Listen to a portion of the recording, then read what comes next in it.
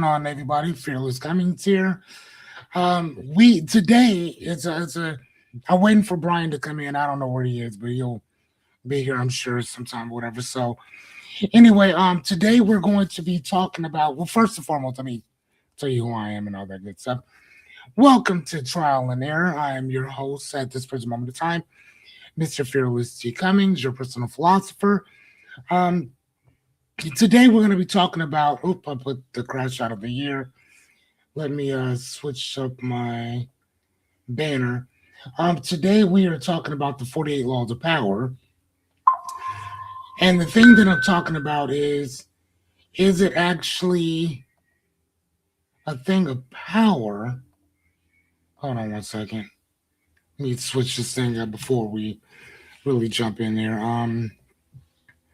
48 Laws of Power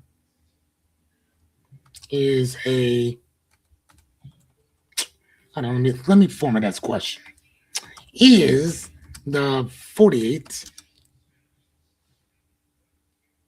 Actually, no.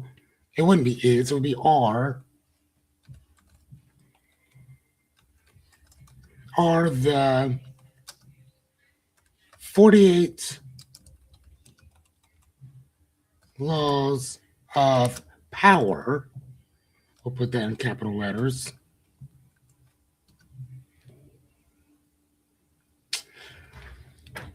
Should we say that are the 48 laws of power realistic? Is that right? Okay. Are they realistic or not?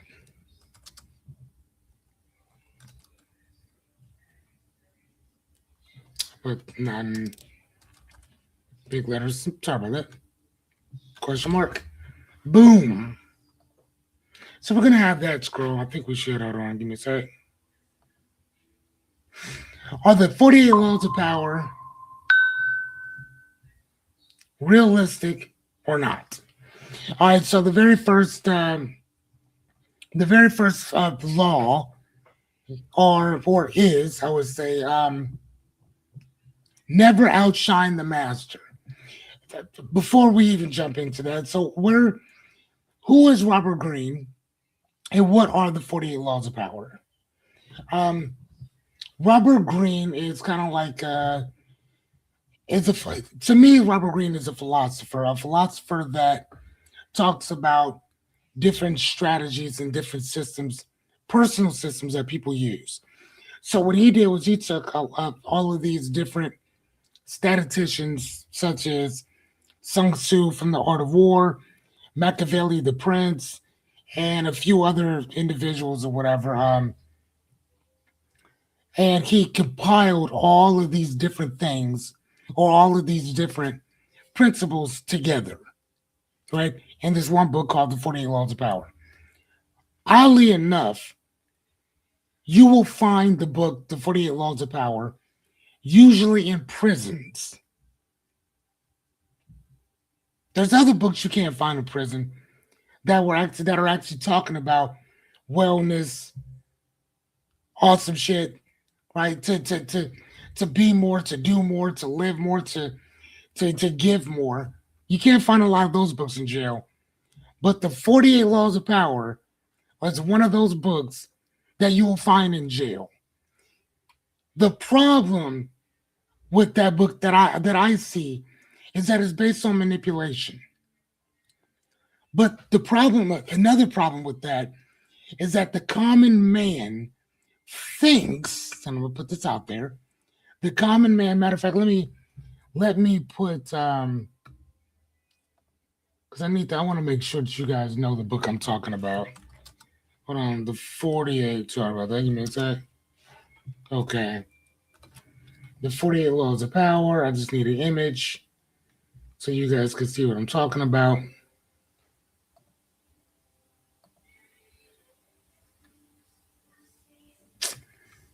Okay, nope, that's not gonna work. Dude, I just need a picture. Isn't that crazy? I mean, I just need a picture. But anyway, okay, here, let me put this up. Let me share my screen. Laws of power. Okay, there we go. So this is the book that we're talking about right now. The 48 Laws of Power. And here's the thing.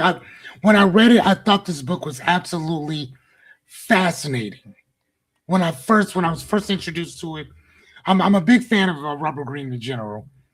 And when I read it, I thought that this was like the best stuff since individually sliced cheese, not government cheese, which is way better than any cheese I've ever had. I'm just gonna put that out there. What's up, Brian? What's The up, man? the book was absolutely. I thought it was phenomenal. I used to walk around with it, just study the laws, study the laws, study the laws, and it did not dawn on me until later that these laws only work, and they only work when you are directly next to the king or or or or or something like the king. So president, mayor, governor, whoever's sitting at the top of that patriarch or monarch, depending on what, right.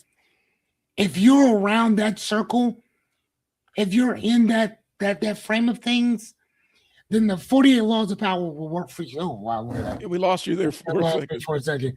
My gestures are all over the place. It will work for you. The 48 laws of power will work for you if you are along or around the vicinity of the king or like that. Right. But if you are just a common everyday folk, a person who just gets up, goes to work, does your thing, these these these laws will not concern you. Yeah. They're not going to whatsoever. And Brian, I put in our notes. Yeah, I'm looking at them. I'm trying to see because I'm not getting Oh, them. sorry. You know what? For some reason, it did not pop up. I took it, but it didn't. I There's a character limit on this notes feature. I've run into that before where it'll just leave oh, a is blank. it? Yeah. Okay, perfect. Okay, so here, this is what I'll do. I'll put in this. I will put in the first. I'll put in the first 15, Uh and then we'll just kind of go from there. yep. Because I got Cool. mine too. I got mine too. I meant to share, but yeah, it, it's been a There it is. comedy of it. Perfect. It's been a comedy of errors over here, bro. It happens, man. It happens. Okay, so can you see my? Yeah, I can see it. Okay, perfect. Okay, so Brian has my stuff now, so I'm gonna make my stuff a little bigger now. But anyway, so if you guys are just now tuning in, my name is Fearless. This is my guy Brian. This is trial and error, where we talk about just getting out and trying different things, failing at it as quickly as possible, so you can kind of get from point A to point B as much as possible. And today we are talking about, are the 48 laws of power realistic or not? And Right. also the pros and cons of it. Because Right. as much as we're going to talk about the cons, there are pros to this. So don't get that twisted. There are pros. Go Right. ahead, Brian. What are you thinking, my guy? Well, and it kind of goes along because it goes into what I was going to say is a lot of times when people read the 48 laws of power, typically those are going to be like, that's the person that's first getting into like self-development, self-improvement stuff. You're going to find dudes like we had kids that in my shelter that had been incarcerated or institutionalized, and that's the first book they reach to and things along those lines. And what happens is they read the 48 laws of power, and since they don't have any other frame of reference or nuance specifically to apply the frameworks in that book, they don't really have that understanding that like you can't implement the 48 laws of power when you are the cheese grater at Olive Garden. Like it's not going Yeah. It's not going to No, work out for you. no, no. All you're going to do is alienate the people around you, and the people above you are going to, um, they're going to see that there's a wolf in the hen house, right? Like there's a fox in the Right. hen house, Yeah. and so, um, the way that because it's crazy because I'm sitting there waiting for like everything crashed on my stuff, and somebody tagged me in a post on Facebook, apropos of nothing. Like I hadn't mentioned our live stream to anybody before, um, and it's a brother sitting in the car, and he's like, a lot of dudes that start out with the 48 laws of power, if that's your only framework, or if you read what did he say, 48 laws of power, there was one other book, Art of War and Rich Dad Poor Dad. If you read those, if that's their main book recommendations, you're about to hear the worst opinions ever. And it was a joke, but it's also kind of a real thing. um the 48 laws of power is kind of a tongue-in-cheek kind of thing, and I Hmm. think a lot of people make it like their personality. Okay. They make it a personality type, you know, where they're always positioning and scheming and jockeying for position.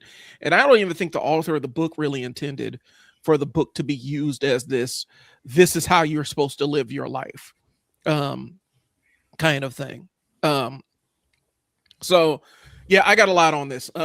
But the reason why we're doing this is because Fearless and I started talking about this last week, and how people will grab like the Robert Greene books and use that to shape their worldview, not understanding that these are only supposed to give you a fraction of understanding of how power works and things along those And, lines. and that's it. That's all it is. And there's different types of power. There's hard power. There's soft power.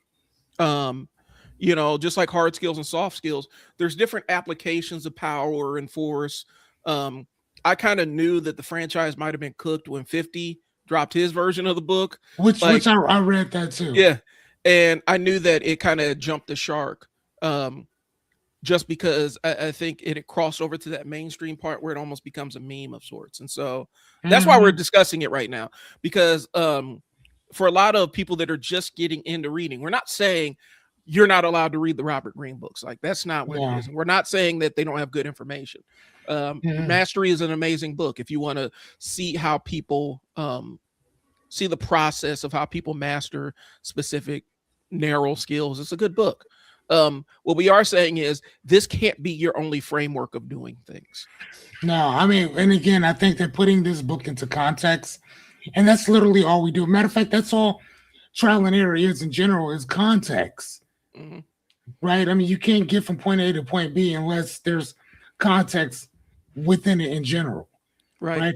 So this book, all we're doing is we're giving you the pros and cons and the nuances of it. That's it. Right. Nothing more. And how to use the book Right. because it's very useful with the right context. Right. But and that's the thing. We're trying to hip y'all to this. When you start playing these Machiavellian kind of games, understand that you're going to get those Machiavellian kind of results. What Yeah, that for means sure. is you are running the risk of alienating people. Matter of fact, um you're running the risk of breaking one of the laws of power. Don't insult the wrong person. Um Mm. you start playing You these uh, go ahead, go ahead, go ahead. you start playing these games of you start playing these power games when you're not in a power position, and you're going to end up cutting off your nose to spite your face. And so that's what we're talking about, is making sure that the context that you apply to this in your life makes sense for what you're trying to do. Correct. And you know, here's the thing. I'm gonna put. Now, hold on one sec. I'm gonna put absence. Oh, oh man. Oh yeah, that's some good stuff right there, man. Like these things are absolutely amazing when you sit down and play with them or whatever. But so if we were to take a look at, let me show you another guy who used Robert Greene's, and I don't want to say Robert Greene stuff, but he used the principles and got killed doing it. Hmm. Let me show you. Look, your boy right here. You see that? Yeah. So one of the principles that, again, Robert Greene talked about is that he took some of the laws from Machiavelli, the book The Prince. So Tupac eventually started calling himself Machiavelli based on that book, right? Right. So what I want to do is I want to show you just real quickly, real fast, um, something that I really love. Give me just 1 second. So give me watch this. Give me um let me say 7 Machiavellian uh rules. Okay, hold on. So let me see if it'll pop it up for me. I messed this stuff up so bad. Oh my god. So my point is this. Um my point is, and I want to show you guys this right quick. Mm-hmm. Um so here's 7 often Machiavellian rules distilled from the ideas of Machiavelli the Prince, right? And Right. again, this is where Tupac got some of his stuff, and this is also where Robert Greene took some of his stuff at too. So power is about perception, not truth. Okay, but we don't.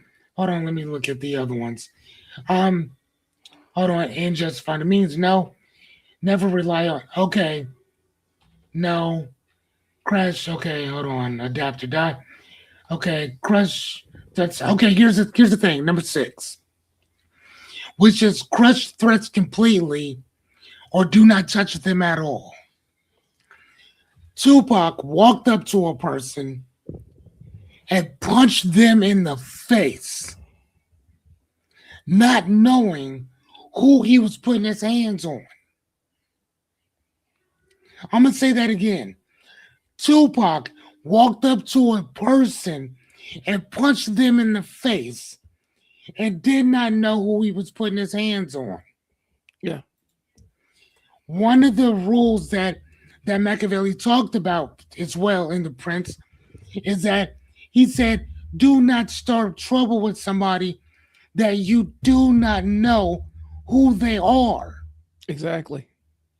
Don't start trouble with somebody that if you don't know who they are, learn the terrain, learn your enemy more than yourself." So these are one of the principles that Machiavelli, the real one, talked about, which Tupac did not listen to that. And he ends up punching the right person at the wrong time in the face and ends up losing his life 7 days after that. And that's what happens when you read stuff like this and you think, oh, I got the rules. Right. You, without the right context, ladies and gentlemen, you don't have them. I assure you of it. You will get unalived real quick playing with people that you think are like you. Well, and it goes back to because also, and I pointed this, I mentioned this on a live stream a couple weeks ago. Mhm. Uh, one of the things regarding um, Pac was also, there's an element people forget that he is a classically trained actor, right? That part. And he wasn't necessarily of even the hoods. Like we're talking about, he grew up, born, I believe, Brooklyn, moved to Maryland, ended up in Oakland, right? Right. So the hoods that he was we're talking some hood shit, like the gangs that he was the crews that he was affiliating with through like Suge and Death Row and all them, they weren't things that he had grown up around or come up around. And when they interview the guys that were around in their orbit, they would mention this, like this wasn't really his group of people, but he was trying to play the role, if that makes sense, without denigrating him or insulting him or anything. He was not familiar with the entire landscape. He was trying to fit in. Right. Um, and so I'm saying all to say this: he didn't know who the wrong person was. No. He didn't have any concept of who who he could do this with and who he couldn't do it with. And this is what we're talking about with these power frameworks. You Yeah. have to be very, very, like, if you're going to try to apply this shit into your world, you have to be very, very cognizant of um, all the context you're operating in, and know all who all the players are, and have Yeah. an idea of what they are capable of before you start playing these power games with people, because it can go sideways really, really fast. Real quick. One of the most dangerous things, I used to tell my caseworkers this, um, when you start playing with the primal instincts and primal needs of humans, you're playing a dangerous game, and you're opening up you may be opening up a box that you cannot close, that you may not be equipped to close. And so you have to be very, very careful of when you start doing that kind of stuff. And power games and power dynamics, you can trigger something in somebody just like that. Yep.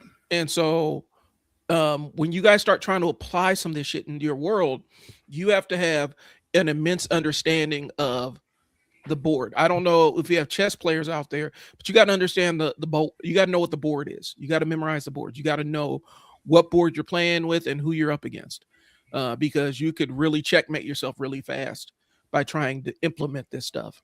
And Pac that's kind of what happened with Pac. Like, Yep. he was in unfamiliar circles trying to apply these power frameworks and power dynamics in groups that he wasn't necessarily had those kind of connections to. Mm-hmm. And then and again ended up playing with the right person at the wrong time, and next thing you know, that's that. Right. You know And what I'm saying? And it shouldn't have happened. It really shouldn't have happened. No, but again, this is also one of those things that you try to explain to people that listen. That man died in natural ways. Think about that. He lost his life in a natural way, natural to his circumstances. Right. If you jump into the drug game, how do you think you're going to live? Yeah. And how do you think you're going to go out? So it's kind of like the same thing, literally, with that or whatever. So, unfortunately, it's just one of those things. So, without further ado, man, let's hop into it right quick. So one of the laws is to never outshine the master. Yeah. So the pro of this is that it preserves safety and longevity under a certain authority, right? So you kind of letting them do their thing while you sharpen your swords, which there's nothing wrong with that. Now the con to this is that you can suppress excellence and reward insecurity. So that's what they're doing. So because you are suppressing yourself, you're rewarded by, hey, I'm happy that you're letting me do my thing while you just wait for your turn to come. That doesn't help you at all. No. That helps them, but that doesn't help you. Right? And again, like I said, though, the biggest thing that we're talking about right now is, are these things realistic? Of course they're realistic. But here are the principles of it and why they work and why you cannot live your life by that. So if I want to start a company, but I don't do it because, matter of fact, great. I'll give you a great analogy. I want to start a company. Okay. I want to start a dog food company, but I already work for a dog food company. I don't do it. I have better ideas. I got this, I got that, I got all this other stuff, but I don't do anything because I already work here. These guys are already at the top of their game. Right. But I suppress my stuff. Right. I suppress my excellence and I'm rewarded with, hey man, I'm gonna give you a little bit of money here. Just gotta hold off on that. I got this. Hold off on that. I got this, right? And then you don't do anything. Right? Yeah. So again, because you're allowing somebody else to take over everything, you don't want to do that. So that's why never outshine the master works. If I'm a consigliere by definition. What does that word mean? It means that I'm a personal philosopher. That's what I am. I'm the guy that you go to if you need to see reason in certain shit. I'm that guy. For the Right. most part, depending on what we're talking about, right? But I'm that guy. I'm the guy who's talking to you, telling you what kind of advising you on what we do next. Right. But I'm not the boss. I don't ever intend to be the boss. If that makes any sense. That makes sense. Like I don't want to be the boss. I know where my lane is. And I like being in my lane. Right? Now, Brian, on the other hand, is he is the consigliere and the boss as well. Like he shares both roles, but more or less the the CEO, the owner, the creating role. That's where he is for the most part. Right. Right? Now he can wear both hats. I like my hat is consigliere. I like the hat of wisdom. I like Right. the hat of forethought to kind of sit back. Let me go study this. Let me go read this, and then I'll bring you the information, and then we can use that from there, right? Right. That's what I do. So I'm never going to outshine the master. I'm gonna always let the master do what he does. I want to make the master look good. That's what I do. But do you understand how this book wouldn't work for me, or Right. that law wouldn't work for me?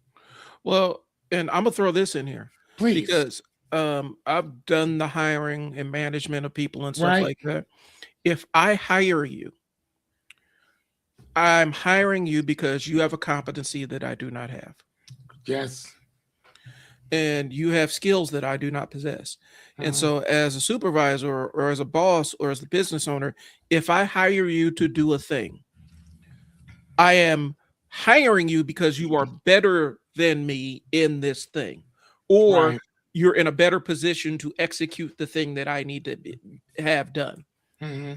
I don't want you to not outshine me. I want you to validate my hire of you and outperform me in the thing that I hired you for, because there's a reason why I hired you in the first place. That's it. I don't need a person who has my level of competence doing the same task. Otherwise, I would be doing it myself. And so Hmm. when you talk about don't outshine the master, the con is you have to read the room. If somebody's hiring you, if you have a boss that is one of those hands-off bosses that says, I don't care how this shit is done, I just want it done. I just want it done. Ah, I just want you to do what you do so that I don't have to worry about it. If you have that kind of boss, don't outshine the master will get you fired, yeah, that part. because they're not hiring you to be average or as good as they are. They are hiring you to do a thing that they cannot do themselves. And we're not even talking about bosses. You may be a business owner. Somebody isn't hiring you because they are looking for a peer in what you're doing. They're hiring you because you specialize in a thing that they don't have either have the capacity or the time to do themselves. Right. So always playing that, well, I don't want to outshine the master, I don't want to outdo him, I don't want to outdo him because of X, Y, and Z. You're presuming or assuming that everybody is a rampaging egomaniac. Right. And more times than not, if you're dealing with a successful business owner, um, not somebody who is out here just willy-nilly doing stuff, if you're dealing with somebody who's successful, they are not threatened by your competence. Matter of fact, that's why they brought you in the room. Yep.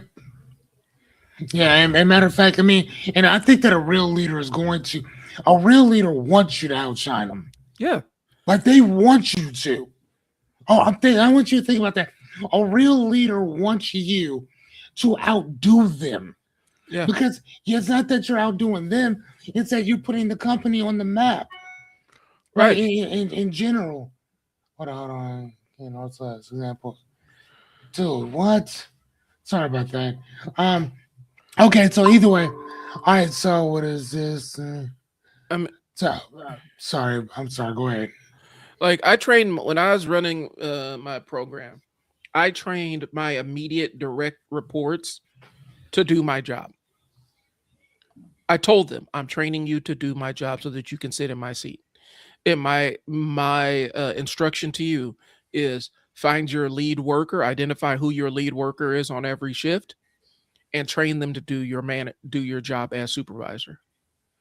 Okay. Because that way, if something happens to you or happens to me, they can step in and run this thing and do what you're supposed to do without any gap. So I wanted my direct reports to be as good as me in a lot of aspects running it. There's certain things that I could not teach. Like there's certain capacities I had that were just kind of innate to Hmm. why I was in that seat in the first place. I had an innate ability to manage manage kids' behaviors, um, in a way that a lot of my staff did not. Right? I could manage, volatile situations because I had spent 5 years dealing with pure crisis situations up until that point. And Okay.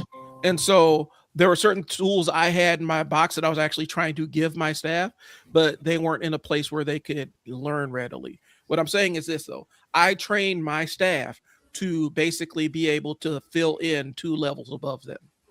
Okay. And there was no ego with that. So when my mom passed, I was able to take time off and my supervisors were able to run the show with minimum, yes, there were things that went sideways. There are always things that go sideways, but they had the capacity to deal with those in an effective manner to keep the whole shelter from burning down. Right. Okay. That's the problem with never outshine the master. If none of these people, if I didn't have any faith that these people could step up and do my job, that would keep me up at night. It'll make my job that much harder. So I don't buy that. I don't Right. necessarily buy that. You're basically suppressing, like you said, suppressing your excellence, and you're basically rewarding your boss's insecurity and inability to see outside themselves and see the bigger picture. That's all. Right. Okay. So number two is never put too much trust in friends. Again, I totally understand that. Mhm. So the pro is encourages realism um over sentimentality, Mhm. right? Um, but the con, on the other hand, is that it breeds cynicism and transactional relationships Yep. or whatever. So, Brian, you want to take that, and then I'll kind of go from there. So the thing is, and I think a lot of times we use the term friend way too loosely, but um, never put too much trust in friends, and that's very conditional because sometimes the reason why the person you've identified this person as a friend is because you can put that level of trust in them. Um, if you start treating all your friends like associates and all your associates like friends, you're going to have a whole circle full of people that you cannot trust. Okay. Um, and you have here's the thing, and I think, and I see it kind of playing out. Sorry, I'm adjusting my camera. I see it playing out in modern social media, like how people interact with one another, right? Like everything's a transactional relationship. Right. And when you only exist in transactional level relationships, it is very difficult to imagine a life where your relationships are not transactional. And that's Right. a lonely existence because you feel like in order for people to hang around with you, you have to be giving them something. You have to be giving them something. They're not enjoying your presence because of you. You feel like in your brain that, well, I have to be providing them something for me to hang out with. And so when you view your world through only a transactional lens, where all your relationships are transactional, it makes it very hard to form any long-term, lasting, and realistic relationships. You know, all the Okay. relationships are mutually beneficial, and the reality is, in human interaction, there is no relationship that is 100. There's no relationship that's 100% 50-50. Does that make sense? Right. At all times. That's just my experience. There's no such thing as we're always 50-50 kind of relationship. You know, sometimes it's 60-40, sometimes it's 50-50, sometimes it's 70-30, right? But it shifts around. Sometimes you're doing more of the heavy lifting and the other person may not be in a position to match your energy. But you always come together because there's something there. There's a connection there, right? I think Right. the idea of you can't trust any of your friends is a way to not have any friends. Because I'm not friends with Dang. people I don't trust. Like I don't trust people that don't trust me, and I don't want necessarily want people who don't trust me in my circle.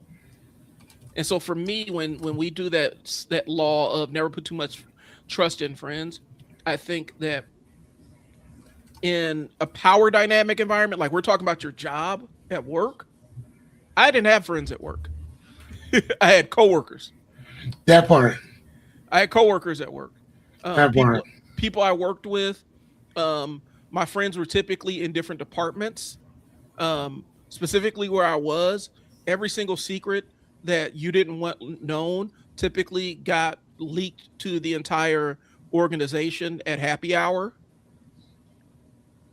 because these people that you thought were your friends were sitting around telling your business. And so I didn't have friends working in the same department I had coworkers. Once I maneuvered out of it. Now, if I was friends before, I still remain friends. Does that make sense? Like if I knew them before I moved into the Yeah, for sure, for sure. There was already that basis. But I didn't go into my job with this idea that I'm going to find a bunch of friends and stuff and coworkers to hang out with. So if you're talking about the power game, if you're walking into an environment that is where you would be applying the 48 laws of power to advance, this is not an environment where you're going to be making friendships. Right. And so you can't really apply this. You shouldn't be making friendships in a position. You shouldn't be making friendships in a role where you are playing these weird power games with people. Like you shouldn't be making friendships. You're making alliances. This is like Survivor. You're playing right. Survivor. Yeah, exactly. You shouldn't have friends on this level if you're playing weird power games. Like, dude, like if you guys are plotting on each other while you're at the store, yeah, at work, you don't need to be working there. You need to go figure something else out. Like seriously, which is so funny, dude, because like I've seen that happen before, where it's kind of like, and I'll be a little transparent. Mm-hmm. It's kind of like with the situation that I had or whatever. Like I was like, regardless of what was happening between myself and my counterpart at my store, I always told our employees, like, man, no matter what, dude, we're still a team. We work in unison. We work together. We work in one direction. We go in one direction, right? I would always say that. No matter what, I'm like, dude, don't take sides. It's dumb. Me and my guy will get our stuff figured out or whatever. For right now, I need y'all to keep bringing ideas, keep doing this and the other, blah, blah, blah, whatever, right? Right. But come to find out later on, that same sentiment was not given towards me. Right. Whatever. It's like, ignore them. Don't listen to nobody over there. And it's kind of like, why would you shit on your own, like in your own company? Why would you divide your own company like that? Right. I've seen what happens with this. Like, I've seen what happens with this. Right. Like, I'm not going to lie to you. I would rather do things on a professional level than a friendship level when it comes to certain stuff. Right. I would rather, and again, this is because of what I've gone through. Like, I would rather do things on a business level than a friendship. Right. Because if you do it on a friendship, I think that there's more risk. There's more at stake, and then your circumstances and your expectations are a lot higher from a friendship transactional standpoint. Whereas when it's just business, you got your thing, I got my thing, we make this thing work together. That's it. So I'll throw into some transparency. In my younger days, college, I was working at a department store, and I ended up. There was a young lady down there that I went to school with. I didn't know who she was. She knew who I was, right? And so I took her out on a date one time, one date, right? It wasn't what it was. She had a man, all this other. I don't know why she let me take her out on a date, but she had a boyfriend and shit like that. And so I'm working at a department store, and this department store sucks, and it no longer exists anymore. What And is? it was Sears, and the building it Oh, was in no Sears. longer. Okay. Yeah, um, Crossroads. yeah.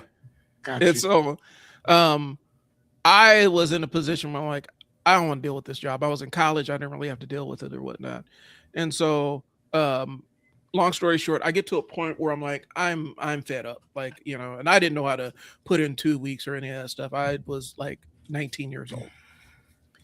And so, I finally had it out with my manager and said, you know what? I quit. I can't do this anymore. You guys aren't serious people. I have other things to do. I got to focus on my studies and stuff like that. And so Okay. I'm walking out and I got my stuff and I'm kind of walking out the door and I stopped by to just kind of give her a heads up, like, hey, I'm done with this place. I'm out of here. Right. Okay. And, kind of said, they on some BS or whatnot. And yeah, I thought it was what it was. And so come to find out, she was running around telling all these people he quit his job because he couldn't have me. Oh wow. And somebody said that, and pardon my language, this is verbatim, this is what I said. I said, I don't know that motherfucker. Like, I don't know her. I told her I don't know her like that. We went on a date. It wasn't great. I was just telling her I'm walking out like I'm out. I'm done with this place. Good luck. And she took it as I had this level of familiarity where I had to leave, I had to actually quit the job and so a lot of times people will position themselves in your orbit like that. And that's why I'm like, I don't have. So you took her out on a date? Yeah, I took one date, and it was like, I yeah, mean, yeah, but I can understand. I can understand how she would link one thing to the other, though. yeah, It'd be different if you had never took her out yeah, and y'all was just on some friendship stuff and whatever. You know what I'm saying? Like I would have understood like where your curiosity of like, well, I don't know why she would even say that yeah, or whatever. You see what I'm saying? But yeah. being that you took her out, that's kind of on you. Well, okay, so let me explain it to you. Let me explain how the date happened. Now a friend of mine who I did have, I was a friend with before I came in. He's like, such and such. I'm like, name sounds familiar. It's like she said she went to school with you. I'm like, oh, okay. Well, she wanted me to ask you if you would ask her out. Yeah, that sounds like some kitty shit. And I was like, I, I, I guess. And it's like, all right, cool. And so that's where it spawned up. And so I went on the date. I wasn't necessarily feeling it. It wasn't anything like that. And I even told her like, not. And so I gotta ask, what did you? You're 19 years old. Where did you take her? Fun like Rutgers. movie. We went out to a movie. Went out to eat something. Where was this movie at? Uh, this was like Oakview back in the days. Oakview. Oakview. Yeah. Oh, the AMC Oakview. Okay. And so here's the thing that like we did that and there was like really no interaction. I didn't follow up. I didn't call. I didn't do anything. I'm like, yeah, this ain't like, I basically like, this ain't necessarily it. Right. And so when I'm saying like, this was months and months after we had small talked, we had talked, we were cool, I thought. And so I said, yeah, management's tripping here. Like I gave her the full story. Like I'm not getting along with my manager. This place ain't really it. Nobody knows the men's department even exists in Sears. Mm-hmm. And so we don't be doing nothing. I'm trying to get the commission job. That's not working out. So I got other opportunities. I'm out of here. Because I had my internship. I had my internship do it in the engineering department at Union Pacific. Like I actually had real things lined up. Like I ain't doing this. And so she took that and basically he's running around. He couldn't have, like, it was this entire narrative fiction that she came up with. Like, he couldn't have me. And I just like, what are you talking about? Like, how am I in your story like that? Like in my mind, you're talking about, if we're like in like we're talking about in senses of like a movie, right? Mhm. Like you're talking about um this background character in my existence, and I thought I was a background character in her life. Like I wouldn't even think to be that present in somebody's headspace. Does that make sense? Yeah, for And so sure. when I said that, like, yeah, I'm out of here. It's not a big, I'm gone. And I told it's like it's the management stuff. I'm not feeling it. And Mm. to run around and tell all these people, oh man, like you're lying. Like you're taking this and making it so that you know it's above here. And then, Right. oh, well, he stalked me and he was calling me, and I'm like, no, I wasn't. I didn't. I am literally, I'm not that person. And so Oh it, wow. I am not that person where I'm calling you and blowing up your stuff and all that other stuff. I don't engage on that level with folk. And so, yeah. And so that was a lesson where I'm like, I don't have these kind of relationships with coworkers. I don't have No, this I level of got you. interaction with coworkers. And that was my thing because I'm like, and it didn't hurt me, it didn't impact me, it didn't ruin my life or anything. I just thought it was funny. Like you were this little fixated. It's like I didn't even really know, like I didn't even know we went to school together. Hmm. Does that make sense? Like Hmm. it's like, oh, we went to school together. And I'm like, I don't know who this person is. I was in school Right. with you for 4 years. I didn't know who you were. And I wasn't Mr. Popular or anything. So what I'm saying is I'm saying all that to say this. I misjudged or misinterpreted.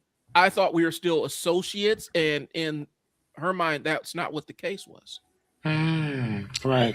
And so when I said, "Hey, I'm out of here," she thought that this was some big, or it was an ego thing. I don't know Oh yeah, for sure. For sure. where she had just make So, it. so like self-preservation Yeah, type stuff or whatever to make it seem like it was more than what it was, which it was not. right.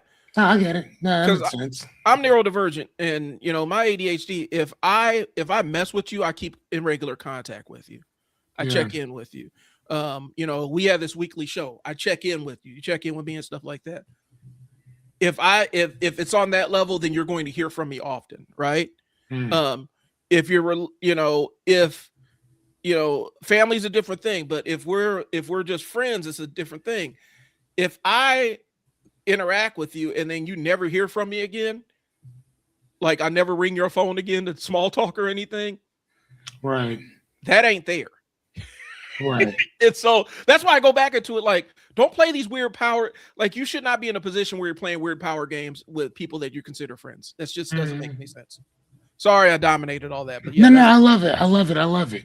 I love it. Thank you for thank you for the walk down memory lane. All right, so number 3 is to conceal your intention. Again, we're talking about the pros and cons of the 48 laws of power. Number 3 is conceal your intention. So the pro is that it protects strategy from sabotage. right, And the con is that it erodes trust if it's overused. Here's the thing. If you're at a place where you need to conceal your intentions, again, that's not a place where you should be. By no means.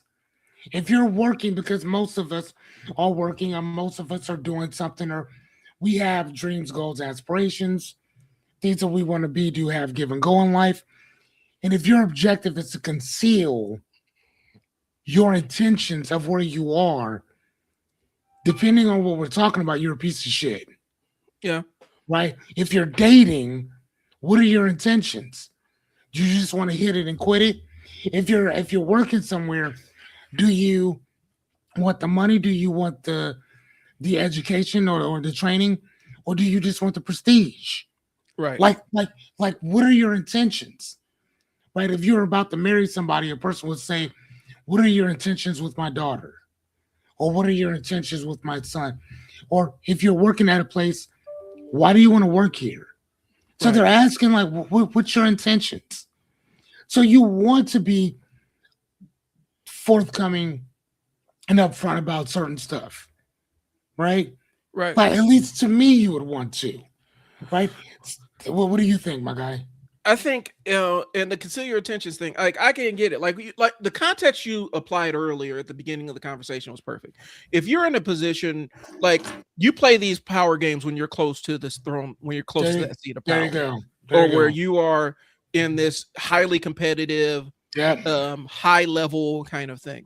But if you're like, again, the example I use, if you are the head cheese grater at Olive Garden, you don't need to be doing this Machiavellian shit and like I can't let them Oh get my too close. gosh. I can't let them get too Right. close. Right. Like you Right. there's a contextual frame here. If you're doing this with your brothers and sisters, you need to go get therapy. Like there's an issue there That where yes. like Yes. or if you have to do this with your friends, like people that you consider actual friends, where you have to, I gotta play this super close to my chest. Right. Like, why would you do that? And I'm Why not would saying you shit? And again, I know people like this. It's like, why would you shit on your own company? well, and I guess, and there's a difference between oversharing personal stuff. Like that Right. entire dating story is probably oversharing. I don't care. But Yeah, I get but that. But the but context, though, yeah, the context didn't hurt Sears. right. The If context didn't hurt Sears. but if you're sitting there like your job is, yeah, I train like I'm the chief tire rotator, you know, the idea that you are playing this high level, high stakes Machiavellian game of you're playing Game of Thrones at a place where you all clock out every Right. day. That's not how that works. And I think what happens is there's sometimes when you are like, if you're in that seat and you're about to move up, okay, some of this stuff may apply to you. Gotcha. If you're in a competitive space where you're trying where you are close to this power and you're going to move up, that might make sense. But even then, you don't apply these, you don't make this your personality, because when people step into a room with somebody whose personality is 48 laws of power, Right. you can feel it, and instantly Mhm. you're like, what are you playing at? Like, yeah, for sure. You know what I'm saying? Yes. like It's, like like it's almost. Go ahead. Go ahead. you playing Game of Thrones, and like this is supposed to be like Mr. Rogers' Neighborhood. Like you doing this, Right. you're doing this super high level maneuvering and stuff like that. And we've talked about it off air. Like we've talked about it with stuff we've interacted with and things along those lines. That's where the misuse comes from, bro. Like the conceal your intentions is a really interesting one. Like I said, what Yeah, no, intentions are you hiding from people that you don't want them to know? If it's right. not related to like if it's just interpersonal relationships. Exactly. And I mean, for that, I would understand. But what happens when you do this out of business? Yeah. What happens when you own the business and you're doing this shit? That's When the you problem. when you tell one, but you won't share with the other one, so everybody's on the same page. Because when everybody's on the same page, we move in unison together. Yeah. If your objective is to hide this over here from what these people are doing, dude, why would you do that? Share it so everybody's on the same page, so we all move together in the same direction. But business partnerships require a level of sharing that most people don't understand. They require a level Right. of I hate to say intimacy and sharing and transparency. You have to, motherfucker, in order to do this, you have to be transparent. Mhm. I gotta know your shit. You need to know my stuff, even on some personal type stuff. Whatever you're into, I'm into, because that's how this whole thing fucking works. Right. It falls apart when I'm letting you know shit, but you don't say nothing to me. Right. It falls apart when you're doing fuck shit behind a person's back, and then you're pillow talking to your bitch about certain stuff, and then not only that, but you're lying about other stuff, or you're making untruths, which is still lying about one thing over the other, and it's kind of like, dude, why would you shit on your own company? Well, and I guess for me, that's crazy to me. for me, like my business partner, I will say, hey, this thing is coming up. We need to keep this close to the chest. Right, but at least We're you guys are concealing it. talking about it. Yeah, we're concealing Hey, it as a team. We're concealing the we intentions as a team. we need to keep this close to the chest. Yeah, We're going to kind of isolate ourselves for a minute, yeah, let this ride out, and then we'll let everybody else know what's going on. But if I did that and I'm not telling my partner, right. then that means I'm a piece of shit. Well, and that's people will apply this framework to their marriage, and you can't, right, or their kids, and you can't do that. You can't do that. You can't do that. I'm concealing my intentions because, and I've actually worked with somebody who did do that. In the group home world, I've worked with somebody that's how they ran things, where it was always like this super mysterious, almost Batman level thing, and the kids would say it felt like living in under surveillance or in a museum because this mystery person is like, I don't really have an idea of who they are, and it's a different sense. Like I never told the kids my age, right? I never overshared intimate details of my life with the kids I worked with, right? Mm-hmm. But I told them enough that they knew that I was a three-dimensional person with a life outside. The kids did not know like that about the other person, and they would tell afterwards, like, yeah, it was super uncomfortable. And I think that was the intention, to keep everybody at arm's distance. But at the same time, you cannot maintain long-term relationships like that. Right. No. And a business partnership may be different than a friendship, but you still require the same level of communication. You require a friendship level of communication. You gotta have it, and without it, bro, you're kind of fucking yourself. Yeah, you're hurting yourself. You know what I'm saying? And not just yourselves, but the company as a whole. Oh yeah. You know what I'm saying? I mean, if you look at this, if it was a triangle, I'm on one side, you're on one side, and then the company or the relationship is up on top. Mm-hmm. There's certain things I cannot do for you directly that I can do for the fulfillment of the relationship that will benefit you as well. Right. You know what I mean? Again, if I'm not going to put money directly in your pocket, but if I put money in the company's pocket, that directly puts money in your pocket as well. Yeah. So there's certain things that I cannot do for you directly that I can do for you indirectly.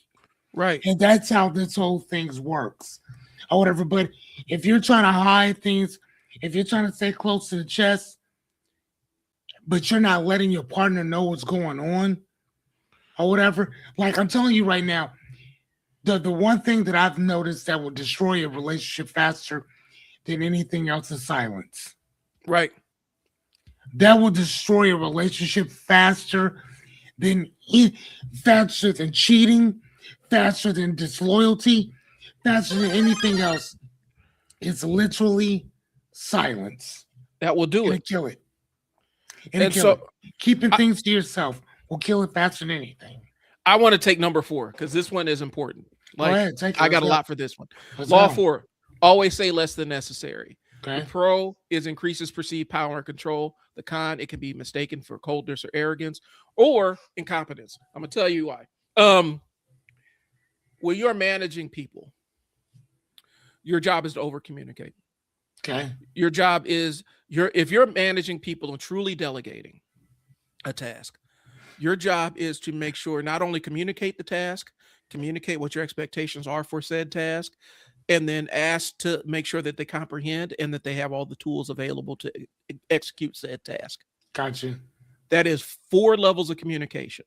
Okay. And I'm fully aware of the idea of communication overhead at a point where 100% of your job becomes communication. Like there's a threshold. The more people you add to the team, the more your job becomes more communication and less other stuff, right? Okay. But this entire always say I've worked under this enigmatic say less than necessary kind of leadership. It is the most frustrating leadership in the world, where somebody wants you to do a thing, but they don't tell you how they want it done. They don't give you any parameters for getting it done.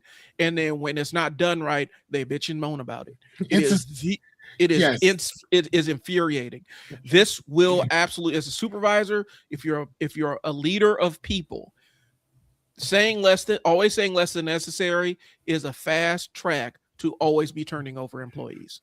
And not only that though, but this is also a subset of concealing your intentions Yep. or whatever. Because, or at least on number 3, concealing your intentions are, I'm concealing it from myself. I'm just not telling you.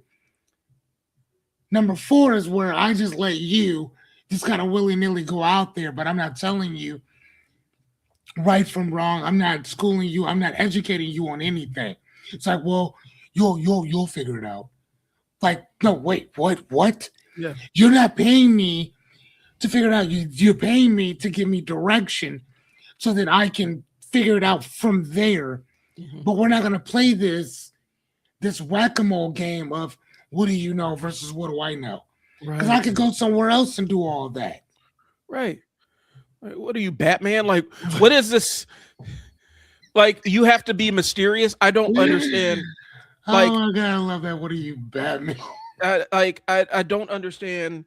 I think to me it's almost pretentious. Like there's a level of where it is pretentious to play this always say less than necessary. Right. Sometimes Like, yeah, just be quiet. Just yeah. don't. I mean, I think that there's certain times that Right. you do need to keep your mouth shut. Shut the fuck up. You buying a car? You buying a car? Say less. Sit there and be quiet Say and let them less. talk. Yep. But when you are when you are a leader of people, that's saying less than necessary. You need to say exactly what is necessary. You know what I'm Right. saying? Yeah. Thank you. Thanks for Hey, thanks for tuning thank in. you. Thank you much. You need to say everything that is necessary and then ask if they comprehended it. If you're Right. working with a business partner, your job is to over communicate so that they have a firm grasp of Yes. all the context of they're walking into. Yes. You know what's really crazy about this is that, let's go back to, so when people say, keeping, conceal your intentions, say less than necessary, I want you to think about this. Say less than necessary. There was this book again, because you guys know me. I'm your personal philosopher. I'm your consigliere. But there's this book that I read. It's called In Case You Die or something like that. And the book was talking about all of the problems that people have once they pass on, like if they're married, if they're a parent, or this and the other. And people have to dig through your life to try to find your insurance policy. Was there any money for this? Who do I pay? Who do I call if something goes wrong on this? What's your password to your phone? Like, I want you to think about that for a second. Right. That most people don't really consider. If something were to happen to you, what are the instructions? Who's gonna know how to carry on without you? You see what I'm saying? My son is 13 years old. There's not a password. There's not a lockbox. I got all these books in here, right? I got books all over the place. Some of them actually have secret openings where you can put money into them. Mm-hmm. And there's certain paths, there's certain things inside of some of these books that I have. I love doing that. Malcolm X once said that if you want to hide something from the Negro, put it in the book. Great thing is that you can hide most shit from most people because you ain't gonna read anything anyway. Mm-hmm. So that's what I do, right? So the one thing that I do, or the one thing that I did, was I make sure that I tell my son everything. There's not a lock that I have. There's not a phone that I have. There's not a password that I have that my son doesn't have access to as well. Nothing. He knows exactly where my money is. He knows exactly. He's 13. Yeah. You know what I'm saying? So I want y'all to think about this for a minute. Matter of fact, for those of you who are watching, I want you, if you don't answer us online. I just want you to think about this question. For those of you showing up, how many of you right now, if something were to happen to you, somebody around you has all the passwords and knows exactly what to do in the case of your demise? Yeah. I'm really asking you that. How many of you are married or with somebody who has who knows your password to your cell phone? Who knows the password to your computer? Who knows? Brian, let me ask you: does your wife know all your passwords? Yeah. Know exactly who to call in Yeah. case this and the other happens? Whatever. If you Yeah. passed on, she can keep it pushing. Yeah. Yeah. She does. And that's the thing, because, and this is, I think that maybe this is the context we need to put in. We are not telling you, person that you've just met online 3 weeks ago needs No, to have intimate knowledge of no. all of the goings ons within your With world your or life, sphere. no, not at all. And this guy or this guy or girl that you just started dating 6 months ago needs to know every single of your darkest, you know, 2 a.m. confessions or That all your part. passwords to your stuff. What we are saying is this: for people that you have that level of relationship with, children, spouses, long-term boyfriend, long-term girlfriend, even friends, being this enigmatic, you know, figure in their world is the only, they'll never trust you. You'll wonder why they're concealing stuff from you, is because they know that you're concealing stuff from them. And so you got to be really careful of how you apply this. Now, the context framing. If you are going for some kind of promotion, if you are in a position where, and everybody knows this, you're working in an office full of snitches and tattletales. If you're working in an office full of, if you're working in a building full of snitches and tattletales, or people that are jockeying to gain some kind of advantage, even though they may never have it, that's a different game. And you may be able to apply the say less than necessary framework, but that is a very narrow context. If you make this your entire thing, and some people aren't communicative, right? Like some people don't talk a lot, which is fine, right? But trying to intentionally remain vague and remain mysterious, nobody respect. People see through that. So we're saying don't overshare with strangers. And some of y'all social media world will become way too familiar way too soon with people that you don't know. And so, yeah, you may want to say less than necessary to them. They don't need to know all your details. They don't need all your business. You know, but there's levels to this. You cannot use this. And I think maybe the entire crux of what we're saying around the 48 laws of power is this cannot be your framework for regular human interaction. For life, correct. Not at all. Not for baseline, regular, not at all, run-of-the-mill human interaction. If you apply the 48 laws of power to your everyday life, you are have a problem. You're living like old boy from American Psycho, right? Like you're living that life. That part. What's that dude's name? God, I can see his face. The one Christian Bale played in American Psycho. I don't know the guy's name, but I know what you're talking about. Where he was the serial killer. Okay, so that makes sense. Like you got to keep your stuff close to chest. But if you're just doing this in your friends and family circle, you probably need to evaluate your friends or family circle if you got to do the 48 laws of power in your interpersonal groups. Like, yeah, if you have to read Machiavelli the Prince, if you have to read The Art of War before you go to Thanksgiving dinner, yeah, I'm just saying you should. I probably wouldn't go that year. Right. Skip it. Skip it. I would. I would. I'm just saying. All right, so let's jump to the fifth one. Okay. Guard your reputation with your life. Again, this is the one that I'm always telling people about. The pro is that your reputation compounds faster than effort. Yep. The con is that image management can replace integrity. Here's the thing. Your reputation is not yours. It's the opinion that somebody has about you based on what they've seen you do or what they've imagined that you will do. Right.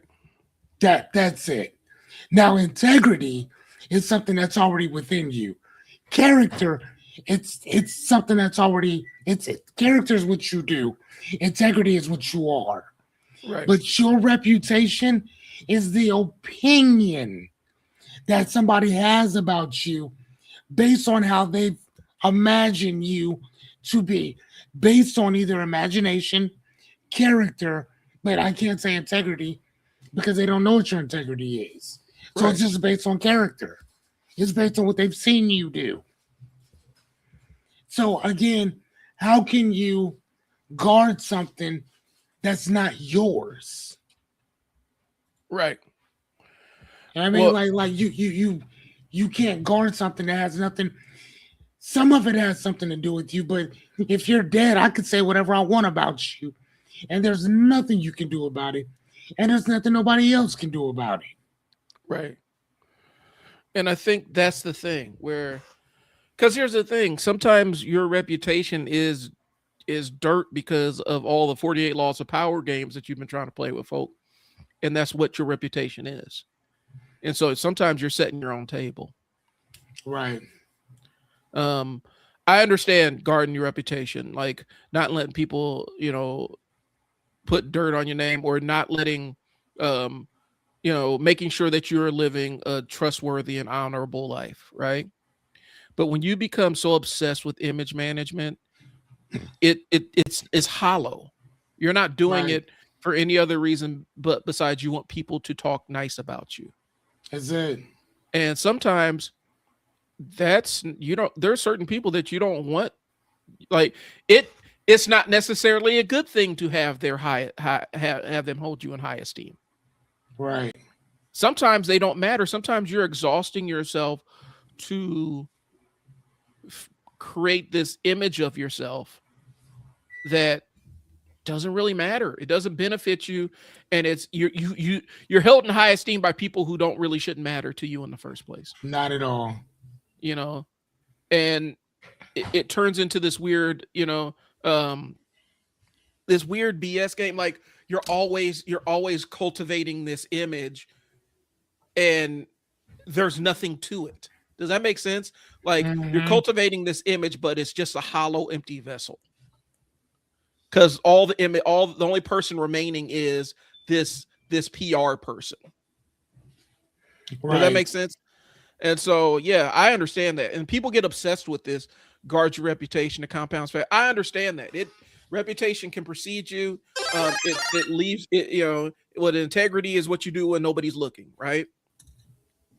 If you have a reputation as of a man or woman of a man or woman of integrity, that can absolutely help you out.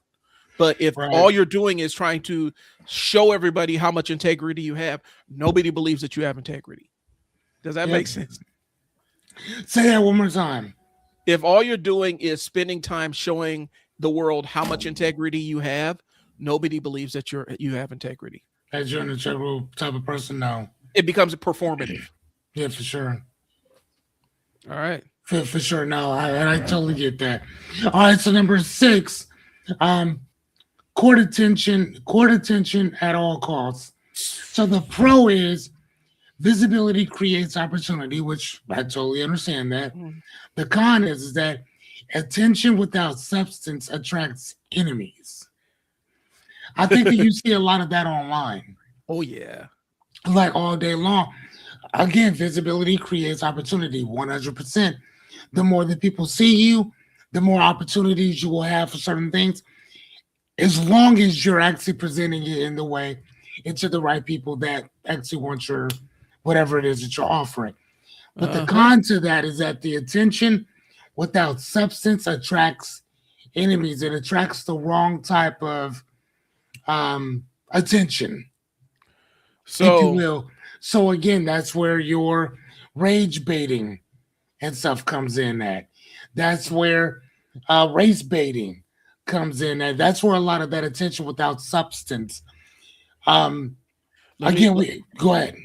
Go. No, I'm pulling up something because I Oh, got somebody who encapsulates number 5 okay. and number 6. Okay, so wait, my what I was going to say is Charleston White versus the Charlie Kirk thing or whatever. Mm. Charleston White talks a lot um about the black community. Hey, we need to do better.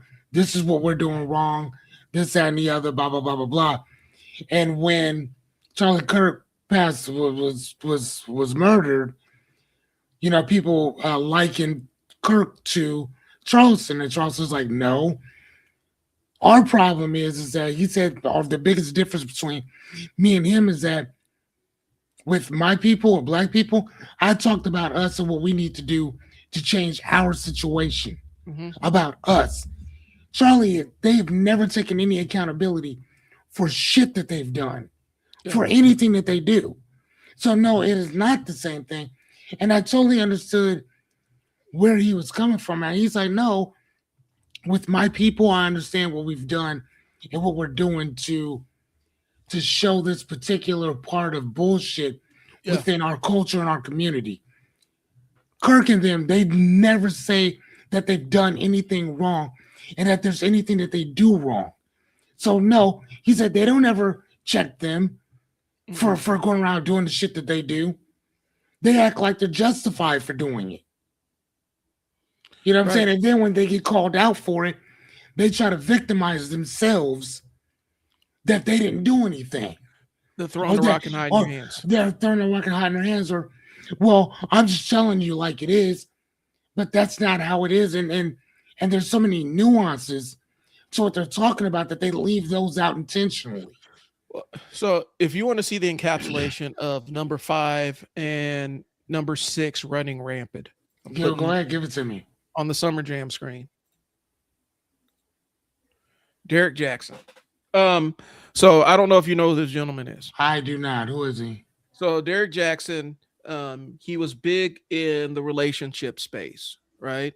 And his approach was, I'm a come in, and he had an audience mostly of women, and Gotcha. he was going to come in and tell women all the games that men play with them, and building them up in a lot of motivational content or whatnot. And there was What's his never a name? Derek Jackson.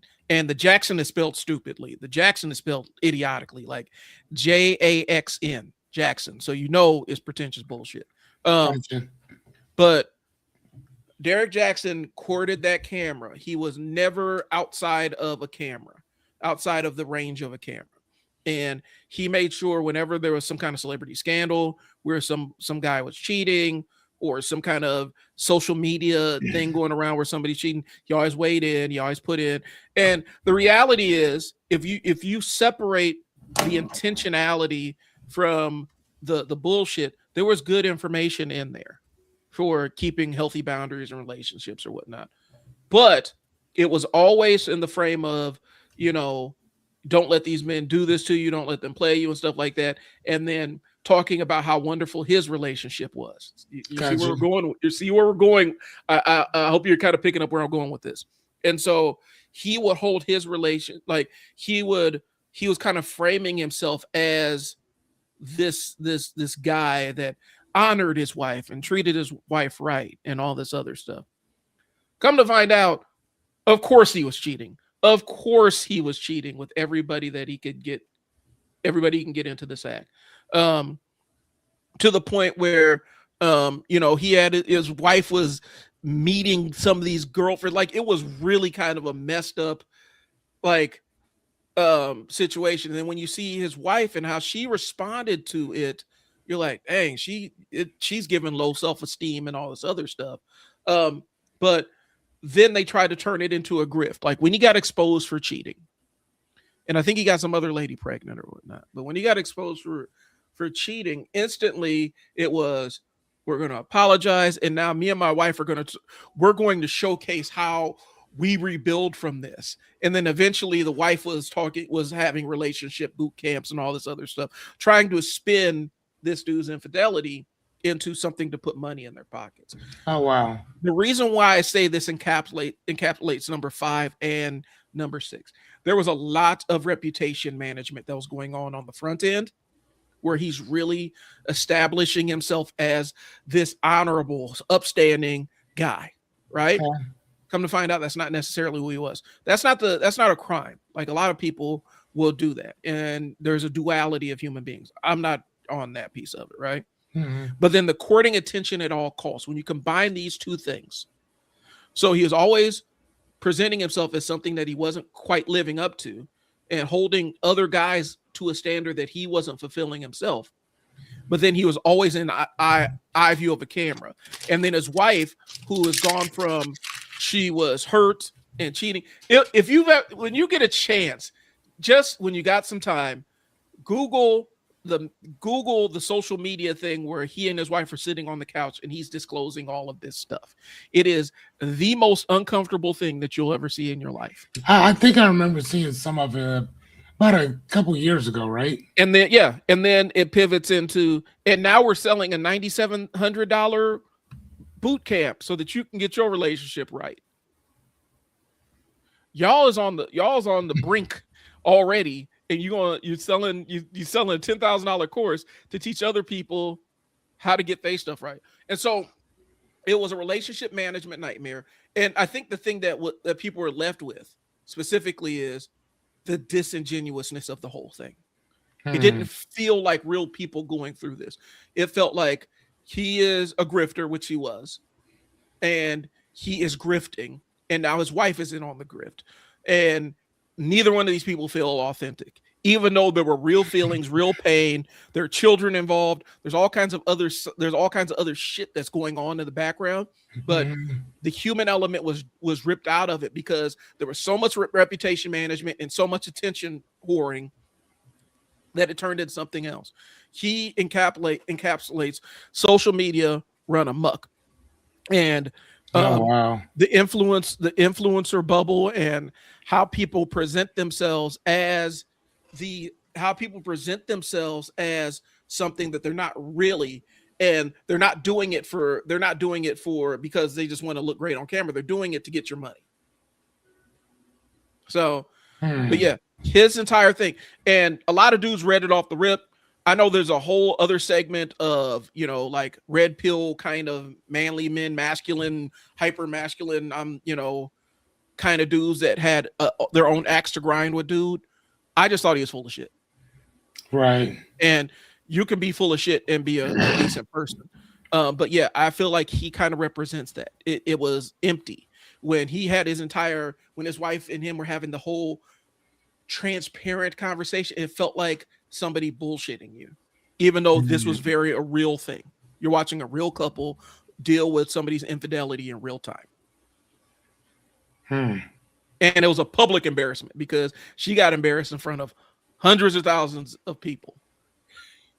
So that's what I'm saying. That's what happens when that shit goes amok. So all right, so yeah, so number 6, like I said, court all attention at all costs, which is, I mean, it is what it is. I'll get others to do the work, which is the law number 7.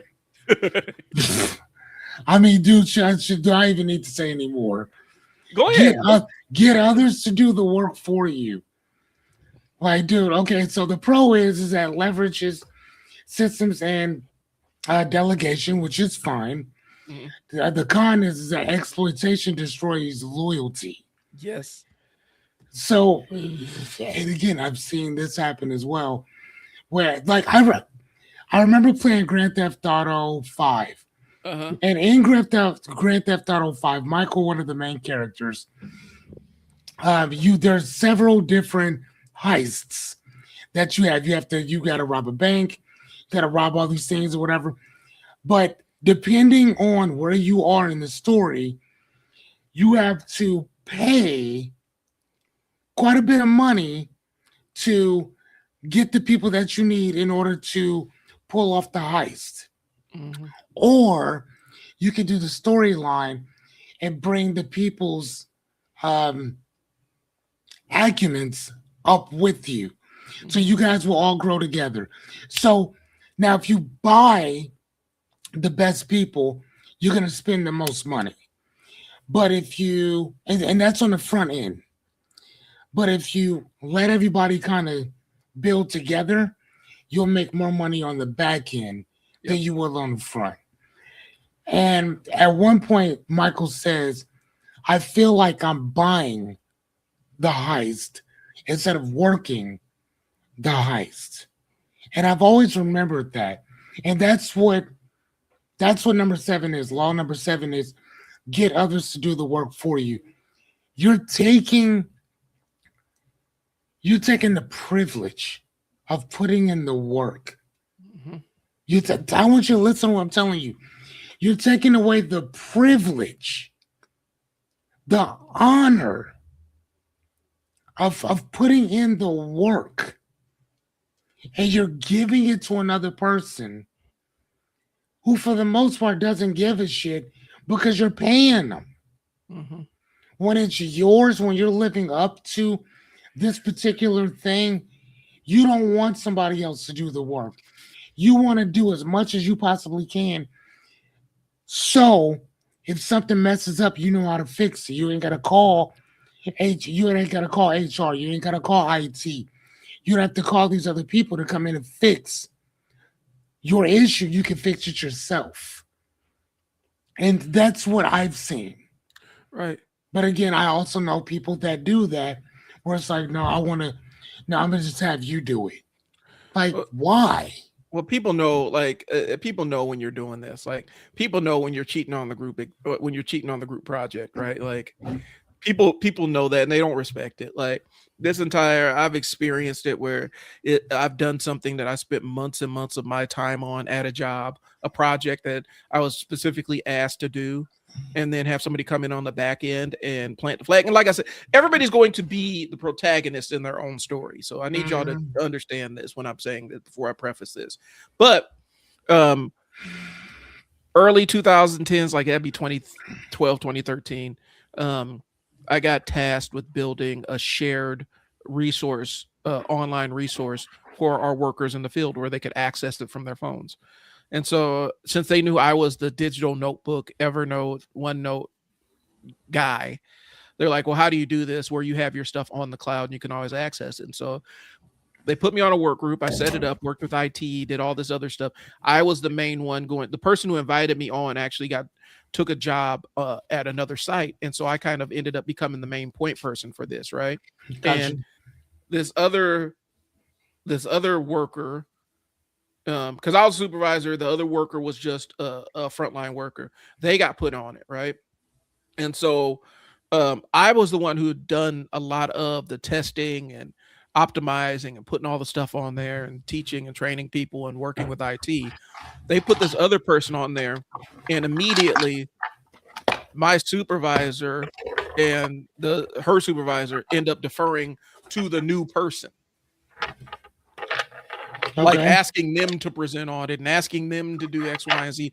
She didn't know how this fucking thing worked because she didn't do any of the work, but she was happy to take the credit for this project that I had spent 6 months on and she had maybe spent 2 at Right. best on. And so um the time came to present it, and instead of asking me to present the thing at the entire meeting, they asked her. Mm-hmm. And she gets up there. She didn't know how to she didn't know how the damn thing worked. Right. Of course And you're not. And so I'm sitting there in the audience like, okay, do I get up here and bite the bullet? Because my staff need to be able to access this thing too. And this is going to prevent the rollout of this because they're going to think it doesn't work. And Okay. so I had to bite the bullet, get up there and say no and help out and kind of show how this thing actually works and all this other stuff.